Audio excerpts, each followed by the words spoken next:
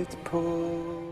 No movie is really complete without that extremely bad guy that gives the good guys a run for their money. But over the years, we have seen some villains that have redefined their roles and have made us hate them even when they play other characters. They did the perfect job of being so evil that we just can't see them any different. And that's what we will be talking about in today's video. But before we get into the video, don't forget to leave a like and subscribe to the channel with notifications on so you don't miss any of the new videos we post. Done that? Well, it's showtime. Jack Gleason as Joffrey Baratheon. Game of Thrones was one show that had millions of fans at the edge of their seats and actively cursing the villains in the story, even though most people didn't get the ending they were expecting. No one can fault the role of Jack Gleason as the villain Joffrey Baratheon. In fact, quite a lot of us screamed when we watched the scene in Batman Begins, where Batman hands a gadget over to Jack's character. That's how much he took the villain character in Game of Thrones to the next level. After what we saw Joffrey do on the show, there's almost no way to separate the actor from the character. He did such a good job that the moment he was given all that power, every fan knew that it was going to be an avalanche of misdeeds and feared for the kingdom's safety. Most of the time, we forget that Jack was barely an adult in the show, even until the time of his tragic death. There was a lot of pressure on him to meet up with the expectations that viewers built up for him, and we could say he did an excellent job of translating his role, maybe a little too excellently. We're not sorry about being super excited as he turned purple in his final moments and had a tragic ending. Most people shouldn't have been that happy to see someone die, but that's just how hated Joffrey was on the show. It's proof of how well he played the role of the Mad King in Game of Thrones. Anthony Hopkins as Hannibal Lecter. Anthony Hopkins is an actor in his 80s who got into the movie industry really early and, of course, has many movies to his credit, but none has left an unforgettable mark in the minds of millions of people worldwide, as much as his role as Hannibal Lecter in The Silence of the Lambs. This world-class actor made a perfect portrayal of the serial killer Doc who eats his victim, and we just can't see him differently after that. In fact, other actors have confessed that they get uncomfortable while working with him, and it's all because of how exceptional he was as Hannibal Lecter. There's just no seeing him differently, no matter how hard we try. Over the years, we've also seen other actors take on this villain role, but none have managed to erase the memory of Anthony as the real character. Every time we see him in a movie, we instantly assume that he's an undercover villain. It has become a reflexive reaction to think he's the character that's always up to no good in every movie. To know how bad it has really gotten, Anthony Hopkins played Odin in the Marvel Cinematic Universe, and we half expected him to suddenly turn on Thor at any point. Can we really blame Anthony for being an incredible actor? His fantastic performance and interpretation of the dialogue in The Silence of the Lambs is what made the role so memorable. His words were enough to upset you as he dissects anyone who crosses his cage. Every time you remember the serial character, you would feel that tingle of fear passing right through your vein. And Dowd as Aunt Lydia. Whenever you see Aunt Lydia appear on your screens on The Handmaid's Tale, what is the first set of emotions that run through your mind? Fear? Disgust? Anxiety? Most people would say a little bit of everything and more. That's how much of a villain Aunt Lydia was on the show. Interestingly, The Handmaid's Tale is an entire show filled with dozens of evil roles and lots of opportunities for the characters to stand out in remarkable ways as the major villain of the story. So, to have Aunt Lydia move through that crowd of terrible people to become the absolute worst says something about how brilliant Ann Dowd is as an actress. Of course, she was literally the doctor that had to put down Marley in the 2008 classic comedy drama Marley and Me. So let's say she has had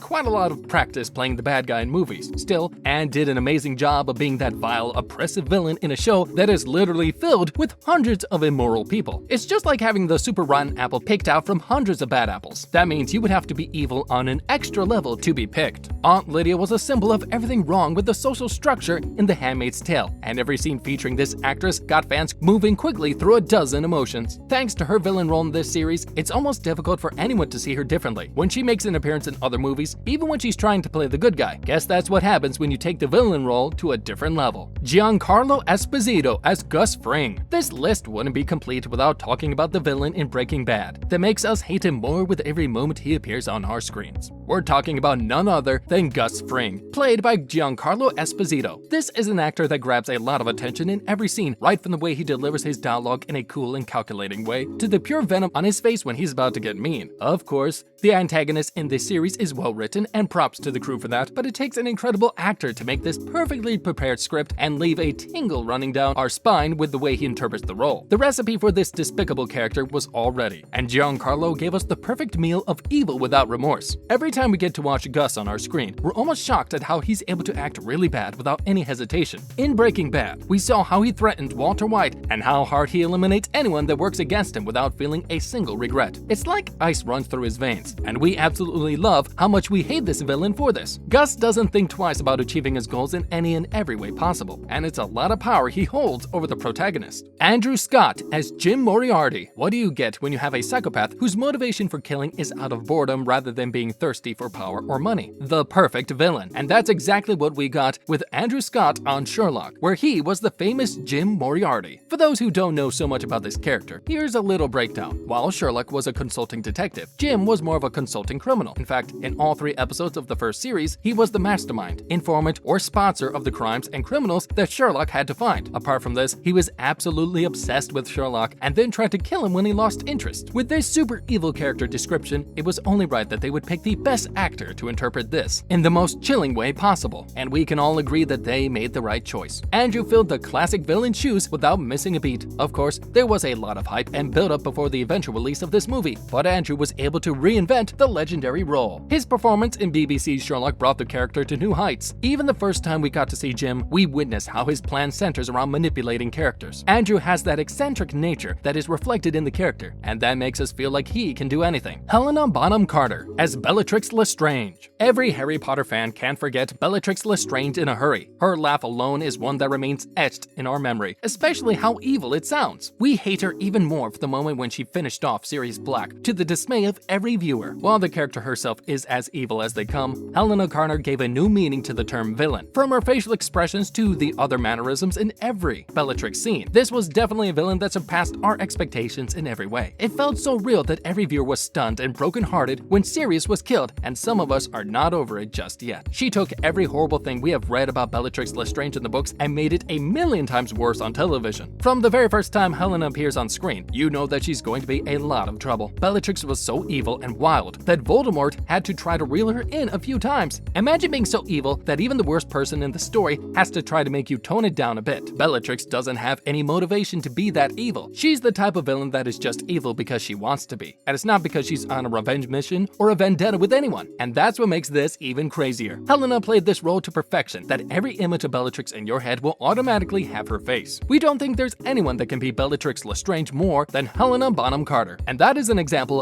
of an unforgettable villain that took the role to a different level. And there you have it. These are some of the actors that took the villain role to a different level. We may have missed some, so which other actor or actresses do you think did an amazing job of being the bad guy? Let me know in the comments. And that's a wrap. Thanks for watching.